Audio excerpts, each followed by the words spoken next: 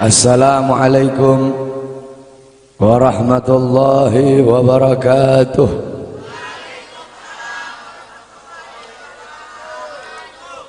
Bismillahirrahmanirrahim. Alhamdulillahil qawiyyi sultanuh, al-wadihil burhanuh, al-mabsut fil wujud karamuhu wa ihsanuh. Allahumma salli ala nuril anwar وسر الأسرار وترياك الأخيار ومفتاح باب اليسر سيدنا ومولانا محمد المختار وآله الأطهار وأصحابه الأخيار عدد نعم الله وإفضاله. أما بعد. Yang saya cintai, yang saya muliakan para alim ulama, para habaib, para kiai, para asatid, para tokoh masyarakat, para aparat pemerintah, wabil khusus Al-Habib Abdullah ibn Muhsin Al-Muhdar, yang saya cintai, yang saya muliakan, guru kita bersama Kiai Haji Mahdi beserta para kiai, para asatid yang lain, yang saya cintai, yang saya muliakan, ketua panitia beserta seluruh panitia, ketua musalla Ar-Raudhah, imam musalla beserta seluruh hadirin dan hadirat, bapak-bapak, ibu-ibu, pemuda-pemudi umat Sayyidina Muhammad yang selalu dimuliakan oleh Allah Subhanahu wa taala. Alhamdulillah, segala puji dan syukur kembali ke hadirat Allah Subhanahu wa taala. Dialah Allah Subhanahu wa taala, Tuhan seru sekalian alam. Dialah Allah, Raja yang menguasai segala kekuasaan. Dialah Allah Subhanahu wa taala yang maha besar dari segala sesuatu yang besar. Yang besar selain Allah kecil. Dialah Allah Subhanahu wa taala yang maha kaya dari segala sesuatu yang kaya. Yang kaya selain Allah miskin. Dialah Allah Subhanahu wa taala, Raja di atas para raja. Yang raja selain Allah budak. Dialah Allah Subhanahu wa taala yang maha perkasa, yang maha kuat. Yang perkasa selain Allah, yang kuat selain Allah lemah. Dialah Allah Subhanahu wa taala yang maha hidup. Yang hidup selain Allah pasti akan mati. Yang ada selain Allah pasti akan tiada. Yang wujud selain Allah pasti akan binasa. Sedangkan hidupnya Allah, adanya Allah, wujudnya Allah selama-lamanya, kekal abadi, tidak akan pernah musnah dan tidak akan pernah binasa. Dialah Allah yang dimana kedekatan hamba dengannya tidak akan membuat hamba itu setara dengannya. Jauhnya hamba darinya tidak akan membuat dinding penghalang antara hamba dengannya. Dialah Allah yang dimana walaupun seluruh hamba-hamba dari awal zaman sampai akhir zaman semuanya berbuat baik, tidak akan menambahkan sedikit pun keagungan di sisi. Dan dialah Allah yang dimana walaupun seluruh hamba-hamba dari awal zaman sampai akhir zaman semuanya berbuat dosa, tidak akan mengurangi sedikit pun keagungan di sisinya. Dan dialah Allah yang dimana pada malam hari yang mulia ini, di tempat yang penuh dengan barakah ini, Allah Subhanahu wa taala sedang memandang kita semua yang duduk di tempat ini. Allah pandang dengan pandangan rahmat, Allah pandang dengan pandangan kasih sayang, Allah pandang dengan pandangan maghfirah, Allah pandang dengan pandangan pengampunan. Kenapa saudara-saudara? Karena kita mendapatkan keberkahan dan kemuliaan dari baginda agung Nabi besar Muhammad sallallahu alaihi wasallam. Saudara-saudara, kita duduk di majelis yang mulia ini untuk memperingati Isra wal Mi'raj baginda Nabi besar Muhammad sallallahu alaihi wasallam. Kita duduk di sini, kita tidak pernah memandang langsung wajahnya Nabi. Kita tidak pernah berjumpa langsung dengan Nabi. Kita tidak pernah duduk bersama-sama dengan Nabi. Untuk apa kita duduk di sini kalau bukan karena iman dan cintanya kita kepada Nabi Muhammad? Padahal kita tidak pernah berjumpa dengan Nabi, bertemu dengan Nabi nggak pernah, duduk bersama Nabi nggak pernah. Tapi kita beriman kepada Nabi Muhammad. Kita cinta kepada Nabi Muhammad. Kita umat yang dirindukan oleh Nabi, umat yang dicintai oleh Nabi. Rasulullah ketika beliau sedang duduk bersama para sahabat, Rasulullah berkata, wahai para sahabat, tahukah kalian golongan-golongan yang soleh? Tahukah kalian golongan-golongan yang mulia? Sahabat berkata, apakah para malaikat ya Rasulullah? Rasul berkata, bagaimana mungkin malaikat tidak mulia sedangkan mereka berada di sisi Allah? Ada lagi yang mulia. Apakah para nabi dan rasul? Bagaimana mungkin nabi dan rasul tidak mulia sedangkan Allah menurunkan wahyu untuk mereka? Ada lagi yang mulia. Apakah kami ya Rasulullah? Bagaimana mungkin kalian para sahabatku tidak mulia sedangkan aku berada di tengah-tengah kalian? Ada lagi yang mulia. Kata sahabat, Allah dan engkau yang lebih tahu ya Rasul. Rasulullah menundukkan kepala, Nabi Muhammad menundukkan kepala. Dari kedua pelupuk mata beliau mengeluarkan air mata, membasahi pipi beliau sampai ke janggutnya beliau. Beliau menundukkan kepala sambil menangis dan beliau berkata, golongan yang mulia ini, golongan yang soleh ini, mereka golongan-golongan yang adanya nanti di akhir zaman. Mereka tidak pernah duduk bersamaku, mereka tidak pernah memandang wajahku, mereka tidak pernah mendengar langsung kata-kataku, akan tetapi mereka beriman kepadaku, kata Rasul. Mereka umat yang aku rindukan, mereka umat yang aku cintai.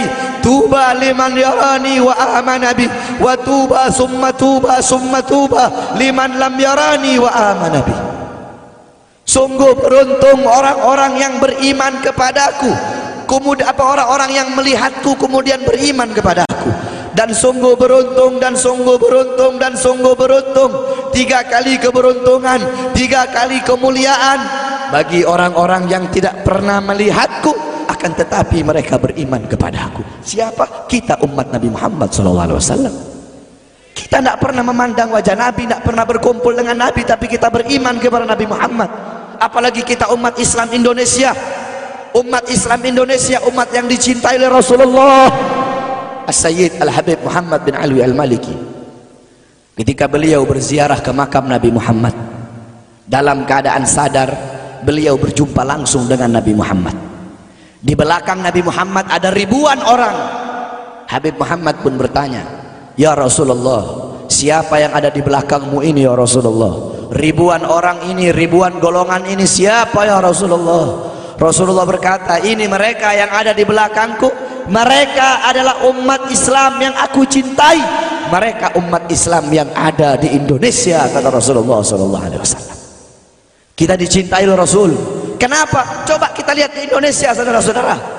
Kalau bulan Maulud, kalau bulan Rabiul Awal, di kampung-kampung, di musola-musola, setiap masjid, setiap langgar, setiap pesantren, setiap RT, setiap RW pasti bikin maulid Nabi Muhammad.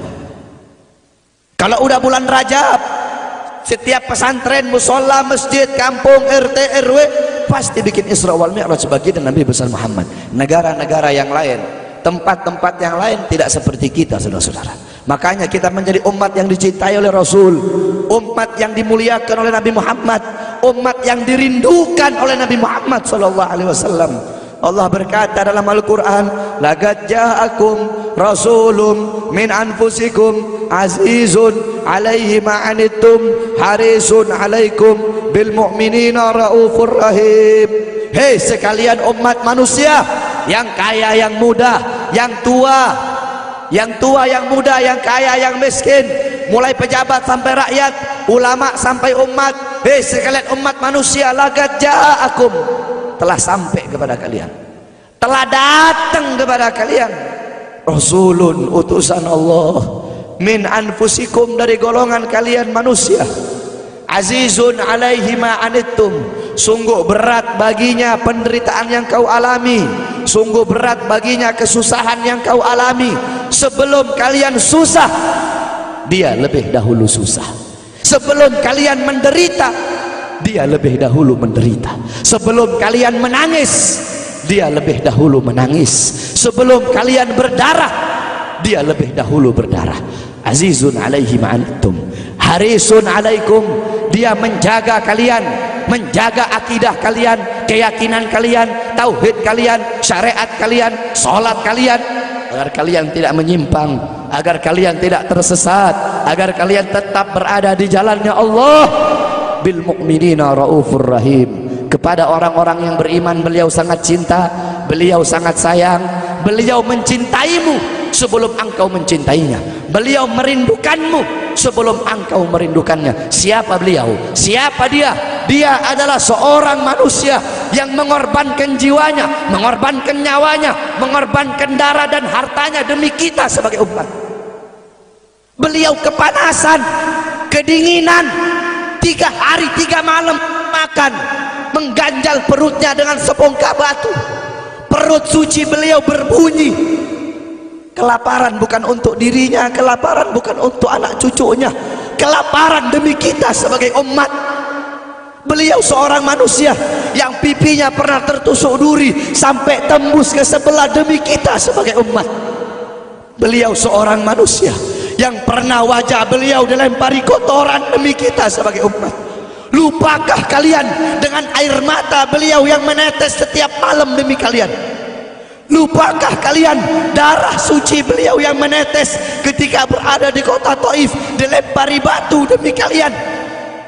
Ketika beliau pergi ke kota Taif, dahi beliau dilempar batu, darah ke beliau keluar. Ketika darah itu jatuh, ditampung darah beliau, ditampung darahnya. Sahabat berkata, ya Rasul, kenapa kau tampung darahmu ya Rasul? Rasul berkata, andaikan darahku jatuh di atas tanah Taif, penduduk kota Taif akan ditenggelamkan oleh bumi, sedangkan mereka adalah umatku.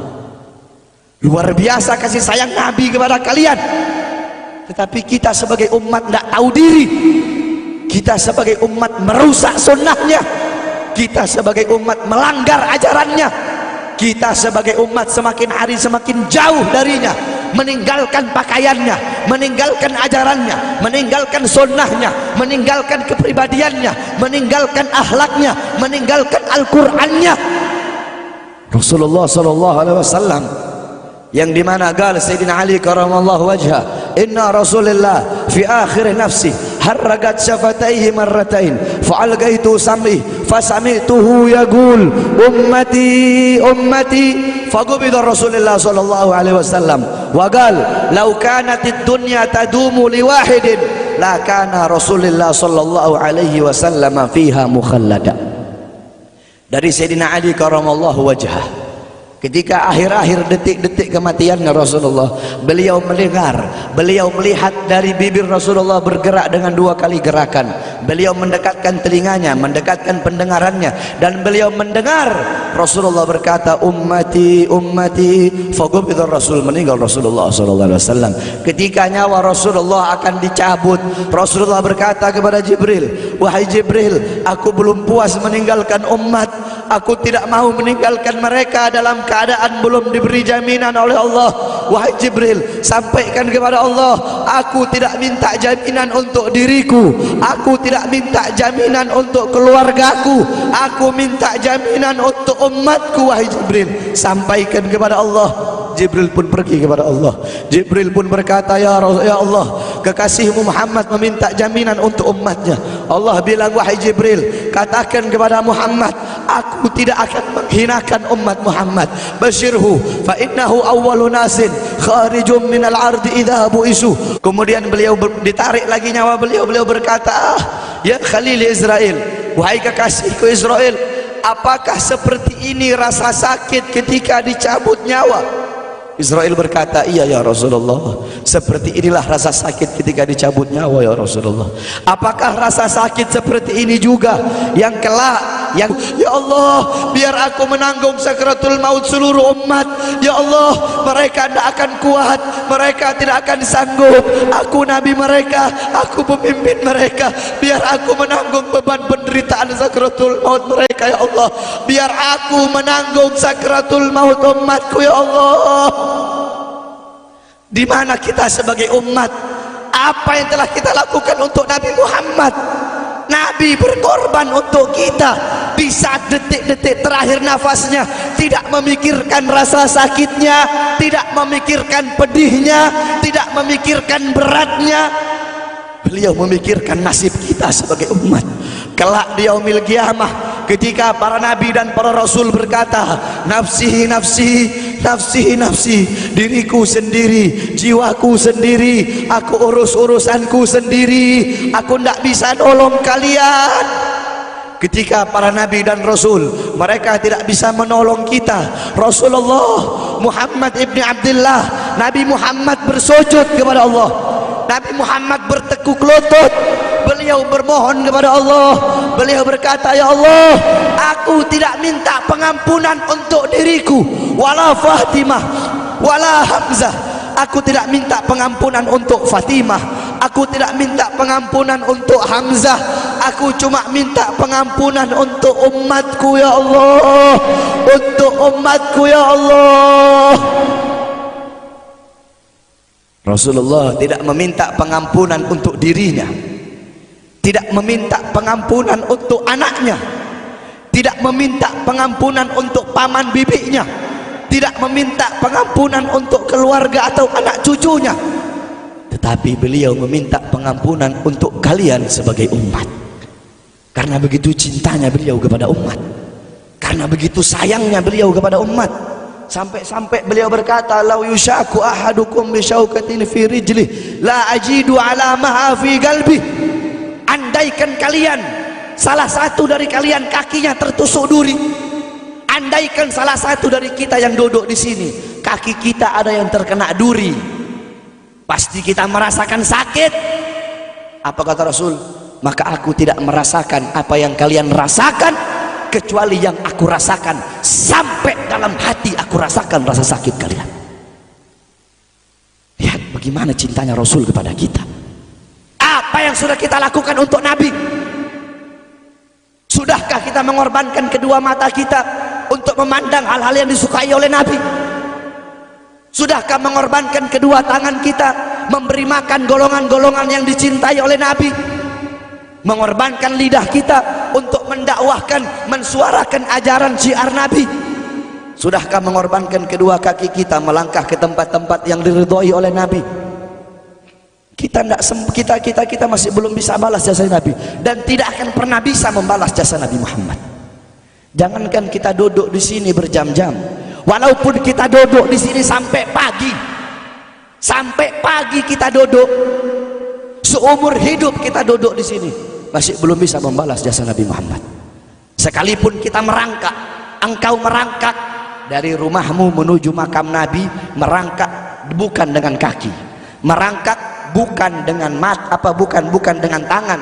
Walaupun kalian merangkak dengan kedua mata dari rumah kalian menuju makam Nabi, itu masih belum bisa membalas jasa-jasa Nabi Muhammad sallallahu alaihi wasallam. Kita tidak bisa membalas jasa-jasa Nabi Muhammad.